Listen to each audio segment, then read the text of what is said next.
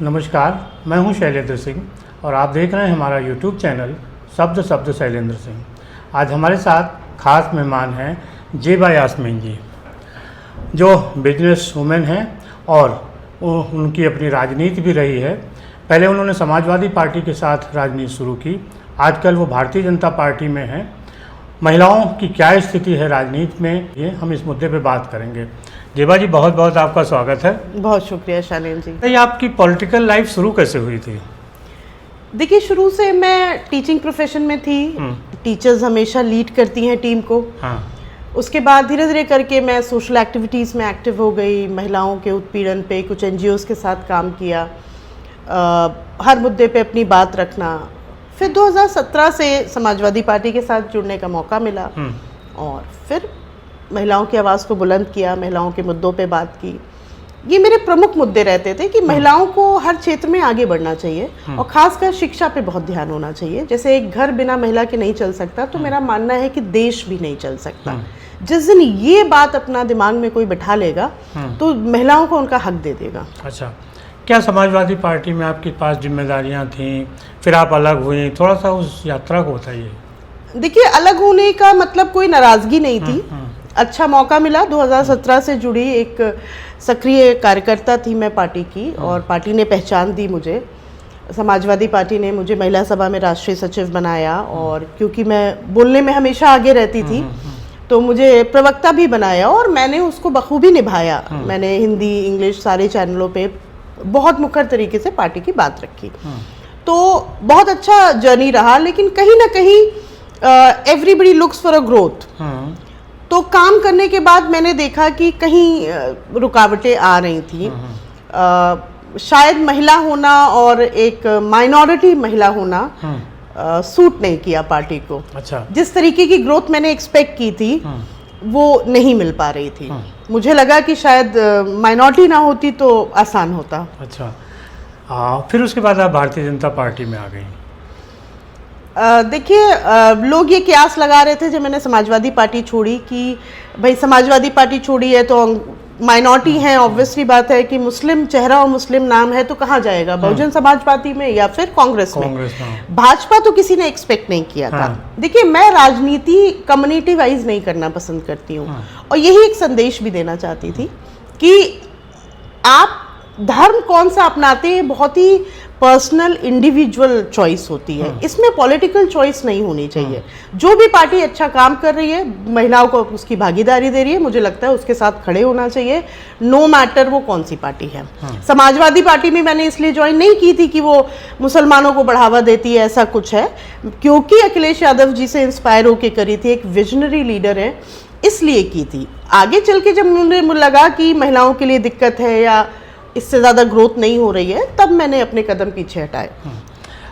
जो राजनीति में है महिलाओं की स्थिति, वो आप कैसे देखती है? आपको एक लंबा पीरियड हो गया है दोनों दलों के साथ काम करते हुए। देखिए शैलेंद्र जी, अगर स्थिति बहुत अच्छी होती तो मुझे लगता है आरक्षण बिल लाने की जरूरत नहीं होती, क्योंकि पुरुषों को तो कहीं आरक्षण नहीं मिल रहा है इस तरीके का कि पुरुष आरक्षण हो। तो क्योंकि पुरुष को ऑलरेडी प्रिविलेज मिला हुआ है कि वो पुरुष हैं। महिलाओं को रिजर्वेशन इसीलिए लाना पड़ा क्योंकि महिलाओं की स्थिति किसी भी क्षेत्र में बहुत अच्छी नहीं है। घरों के क्षेत्र में घरों की जिम्मेदारी और जितना भी अत्याचार झेलना हो उसमें भागीदारी महिलाओं की ज़्यादा है, लेकिन मुझे लगता है ग्रोथ पर्सपेक्टिव और डेवलपमेंट में कम है। हाँ, क्योंकि देखिए 51% मतलब आधी आबादी तो कहा ही जाता है।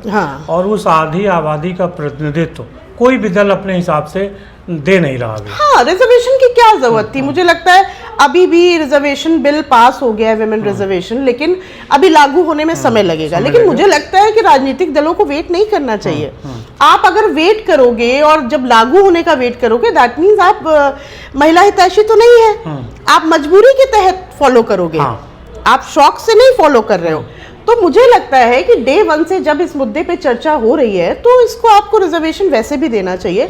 लेकिन अभी भी आप स्थिति देख लीजिए, लोकसभा में बहुत कम अभी परसेंटेज है। कितना है? 13, 14, 15% से ज़्यादा नहीं है। राज्यसभा में 11% है, 10% है। यूपी में अगर हम इस बार 403 सीटों में देखें तो मुझे लग रहा है 47 विधायक है। तो इस तरीके से मुझे लग रहा है कि अभी ये इनफ संख्या नहीं है। हाँ, और एक चीज़ और है कि जैसे पंचायती राज में एक लंबे समय से लागू है, 84 से महिलाओं को आरक्षण मिला हुआ है। आज भी वहाँ पे जो महिला प्रतिनिधि हैं उनको किसी को प्रधानपति की ज़रूरत है, कहीं प्रधान पुत्र है, इस टाइप से बहुत सारी चीज़ें, मतलब महिलाओं की वो पहचान अभी भी नहीं बनी है। पंचायती राज में महिलाओं को आरक्षण मिल गया, उसके बाद भी जो उनकी पहचान मिलनी चाहिए थी अभी भी वो डाउट में है। कहीं प्रधानपति, कहीं प्रधान पुत्र, कहीं महिला पार्षद का प्रधान पार्षद, और तमाम मेयर ऐसी हैं जिनके परिवार के लोग देख रहे हैं। इसको कैसे देखती हैं? देखिए, पंचायती राज आपने खुद ही स्थिति बता दी है कि प्रधानपति, बीवी प्रधान है और मैनेज सब कुछ पति कर रहे हैं। वो भी बीवी को क्यों टिकट दिलाया? जब महिला रिजर्वेशन हो गया। हाँ। भाई महिला सीट हो गई, कोई ऑप्शन नहीं था तो अपनी वाइफ को टिकट दिया। वाइफ को आगे बढ़ाने के लिए टिकट नहीं दिलाया, क्योंकि एडजस्टमेंट करना था, महिला टिकट था तो इसलिए दिलाया। देखिए, ये इसलिए होता है क्योंकि पार्टी के पास उतनी महिलाएं नहीं हैं। अगर पार्टी के पास खुद की महिला कार्यकर्ता होगी तो उसे किसी व्यक्ति की वाइफ को टिकट नहीं देना पड़ेगा।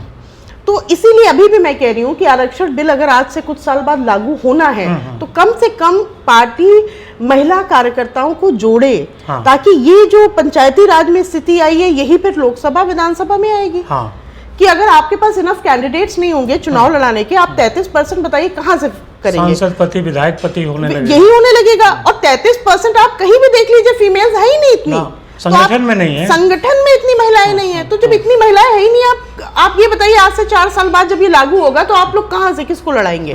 तो किसी विधायक की वाइफ को टिकट मिलेगा, किसी को टिकट मिलेगा, ऐसे ही एडजस्ट करना पड़ेगा। हाँ।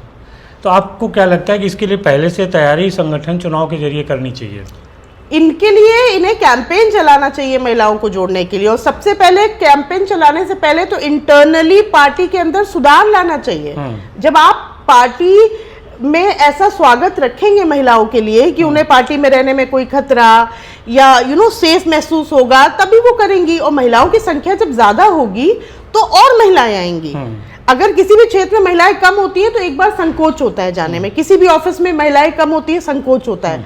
भाई किसी भी आप देखिए हॉस्पिटल में, होटल में, रिसेप्शन पे महिलाएं क्यों रखी जाती हैं? ताकि महिलाएं आने से संकोच ना करें। तो पार्टी में भी आपको ये वेलकम रखना पड़ेगा। इंटरनली पार्टी में लोग महिलाएं रखनी पड़ेंगी ताकि और महिलाएं जुड़े। अच्छा, आपने जब भाजपा ज्वाइन की तो कुछ आलोचनाएं हुई होंगी, आपने कैसे भाजपा में चली गई, क्या रहा, उसका मुकाबला कैसे किया? सोशल मीडिया पे बहुत सारी आलोचनाएं थी। सोशल मीडिया के दौर में तो शैलेंद्र जी आप भी बहुत लिखते पढ़ते हैं, आप भी जानते हैं, आप पे भी टीका टिप्पणी होती है। क्योंकि मुस्लिम हूँ, फिर महिला हूँ, तो ट्रोलिंग तो बहुत दिनों से हो रही थी हमारी। कुछ भी हो तो वो जाति धर्म पे आ जाता है। तो जब भाजपा आई तो पहले तो उन्होंने यही घोषित कर दिया कि मैं मुसलमान शायद हूं ही नहीं। तो सबसे पहले तो धर्म पे सवाल हो गया, किस तरीके की आप महिला हैं, आप मुस्लिम विरोधी पार्टी में चली गई। पहले बताइए ये कहां से ये टैग आया मुस्लिम विरोधी? आप ये बताइए सरकार की कौन सी ऐसी योजना चल रही है जिसका लाभ मुसलमान नहीं उठा रहा है? चाहे वो राशन हो, चाहे वो आवास मिल रहे हो, चाहे वो शौचालय मिले हो, सिलेंडर मिले हो, आयुष्मान योजना हो, कौन सा ऐसा लाभ है जो मुसलमान नहीं उठा रहे? सब उठा रहे हैं। तो कहां से मुस्लिम विरोधी हुई? यही हर सरकार में होता है, लाभ जब आता है वो सबके लिए आता है। ये एक नैरेटिव सेट किया गया है। क्योंकि देखिए जो क्षेत्रीय पार्टी है ना, उनके पास छोटे नैरेटिव होते हैं काम करने को। बीएसपी दलित की बात कर रही है, समाजवादी पार्टी मुसलमान की बात कर रही है, तो उनके पास उतना ही वोट बैंक है। आप पिछले चुनाव का अगर 22 का आंकड़ा निकालेंगे तो यादव वोट बैंक भी खिसका था, लेकिन मुसलमान नहीं खिसका। तो उनका जो वोट बैंक है वो यही है। तो इसको अगर डराएंगे नहीं, जैसे हम लोग छोटे बच्चों को कैसे डराते हैं, बेटा उतरना नहीं, बेड से गिर जाओगे, क्योंकि हम चाहते हैं वो ना उतरे। इसलिए मुसलमानों को पहले डरा दो। वो नहीं चाहते कि हम भाजपा से जुड़े, हमारा भी विकास हो, या हम भी सरकार का पार्ट बने, या लोगों की भलाई के लिए काम करें, तो वो पहले ही डरा देते हैं। मुस्लिम विरोधी पार्टी है। रीजन पूछे तो नहीं बता पाएंगे क्या मुस्लिम विरोधी किया है, या आपने ऐसा मुस्लिम के पक्ष में क्या किया, ये भी बता दीजिए। मुस्लिम एजुकेशन के बारे में आपने क्या किया, क्यों नहीं आज तक? भाई अगर आप इतने साल सरकार में रहे, भाजपा को तो अभी ये दूसरा कार्यकाल चल रहा है। आप और बसपा तो बहुत साल सरकार में रहे, कांग्रेस भी बहुत साल सरकार में रही। आप बताइए माइनॉरिटी में एजुकेशन में इतना डिफरेंस क्यों नहीं आया? सच्चर कमेटी की रिपोर्ट नहीं लागू हो पाई, सिफारिशें तो क्यों नहीं हो पाई? आपका तो कार्यकाल सबसे लंबा, तो भाजपा पे तो अभी सवाल उठता भी नहीं है, कुछ सालों बाद उठेगा। तो आप पहले ये बताइए कि आपने ऐसा क्या किया? ट्रिपल तलाक के कितनी विक्टिम्स थी, कभी कोई आवाज उठा पाया? फतवा जारी होके तलाक हो जा रहा है, औरत कहाँ जाएगी? कम से कम अब थोड़ा डर तो आया कि केस बनेगा उस पे। कानून का डर आया। तो इस तरीके से अब जैसे वक्फ बोर्ड पे आया, वक्फ बोर्ड पे जब वक्फ बोर्ड बिल पास हुआ, मैंने तब भी लिखा, उस पे भी मेरी ट्रोलिंग हुई कि आप अपने ही लोगों की हितैषी नहीं है। आप ये बताइए, अगर कुछ जमीनें हैं, अगर वो किसी लॉ के अंतर्गत, किसी विजिलेंस के अंतर्गत आ जाएगी तो करप्शन कम होगा ना। ऐसा तो है नहीं मुस्लिम में करप्शन नहीं है, हर धर्म के लोग कौन करप्ट है पता नहीं है। तो अगर वो विजिलेंस में आ जाएगी, डॉक्यूमेंटेशन पक्का हो जाएगा, किसी की ज़मीन का यूटिलाइजेशन होगा, गरीब तक पहुंचेगा, इसमें प्रॉब्लम क्या है? और कोई भी चीज़ लागू नहीं हुई, आपको नुकसान पहले पता चल गया, क्योंकि विपक्ष नैरेटिव सेट कर रहा है। और दूसरा जो पुरुषवादी समाज है, देखिए वो मुस्लिम में भी एक बड़ा वर्ग है जो महिलाओं को हक नहीं देना चाहता। साबानो केस में यही हुआ। देखिए माइनॉरिटीज़ के लिए भी मैं, क्योंकि अपनी कम्युनिटी से निकल के आई हूँ, तो मुझे भी पता है कहाँ कहाँ क्या ड्रॉबैक्स हैं। सबसे बड़ा ड्रॉबैक है कि एजुकेशन की बहुत बड़ी कमी है। एजुकेशन बहुत ज़रूरी है, महिलाएं, पुरुष, और मैं जिस समुदाय से आती हूँ, अभी यहाँ पे फीमेल वर्किंग भी उतना नहीं है जिस मात्रा में होना चाहिए। और चाहते भी नहीं लोग, चाहते भी नहीं है भाई। पुरुष नहीं चाहता है कि महिलाएं, और क्योंकि उन्हें पता है कि महिलाएं अगर ज़्यादा आगे बढ़ेंगी, आवाज़ उठाएंगी, तो सबसे पहले परेशानी पुरुष को ही होनी है, तो वो बर्दाश्त नहीं होगा आवाज़। तो ये भी एक रीज़न है कि आदमी चाहता है कि बहुत ज़्यादा हाथ से ना निकलने पाए महिला।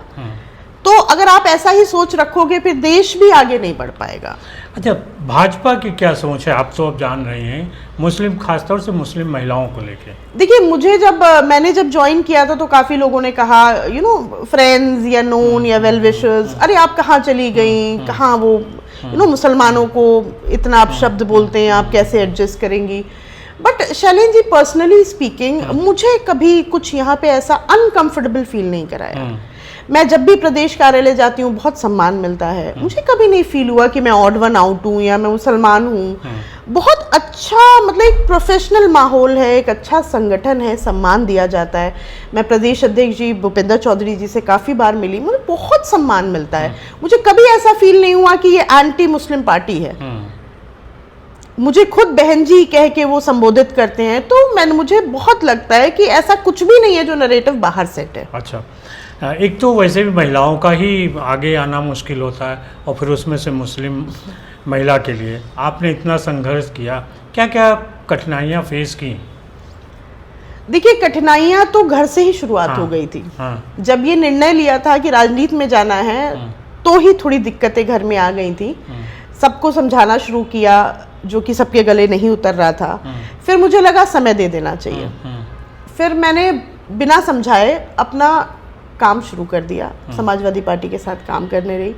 जब मैं प्रवक्ता घोषित हुई और मैं टीवी पे आने लगी, अपना पक्ष अच्छे से रखने लगी अपने मुद्दों पे, तो धीरे धीरे करके मैंने देखा कि सबने अपने आप स्वीकार कर लिया। तो मुझे लगता है कि किसी को कन्विंस करने से अच्छा है आप अपने काम से कन्विंस कर दें। तो मेरे घर में सब लोग शांत हो गए। उसके बाद फिर वो धीरे धीरे प्राउड फील करने लगे, फिर वो 4 लोगों को बताना शुरू करने लगे।